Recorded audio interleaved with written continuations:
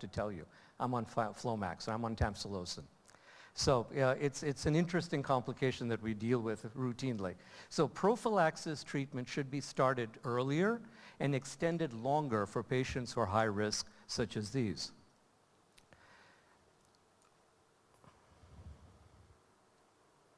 Okay, so why is it critical that we avoid CME?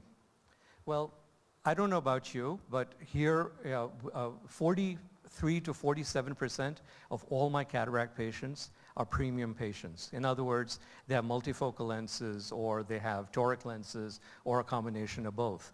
And the last thing you want, because these people are refractive patients, they're paying money out of their own pocket, their expectations are higher, and the slightest CME issue, and you have patients who are really, really unhappy with their results. We looked at this in America, and we talked about the cost of CME. What does CME cost us? Cost the government, cost the taxpayers.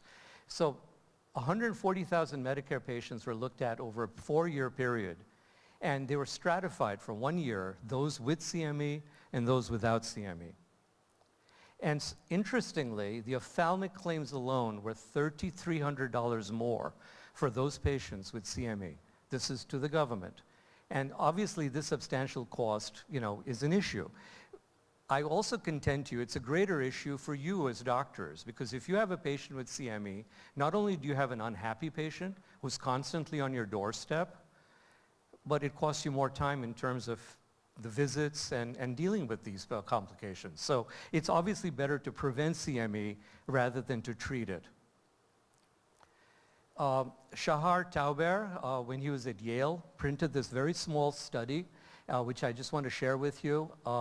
He looked at ketorolac, 0.4%, and looked at OCT measurements in patients. They looked at 21 patients who were randomized, either to receive the ketorolac or no NSAID treatment. They were treated 1 day prior to surgery, then for 1 month postoperatively. In addition, every one of these patients had Vigamox or antibiotic prophylaxis and Econopred plus as a steroid. And what happened was that they looked at vision, but most importantly, they looked at the OCT measurements. Obviously, at baseline, there was no difference. But then when they looked at 30 days post-operatively, they were looking for a greater than 10% thickness increase in the central foveal thickness. And what you'll see here is that 55% of ocular patients and 43% of the placebo patients all had a 10% increase in their OCT thickness, which is kind of interesting after uneventful cataract surgery. And most of these patients who have CME early on, I'll tell you, have normal Snellen acuities. I'll tell you, I just did a gentleman the other day. He's a -2.5 diopter myope, a big golfer, and he wanted bilateral restores. And I did them, and he kept saying, I can't read. And he was reading Jaeger 1.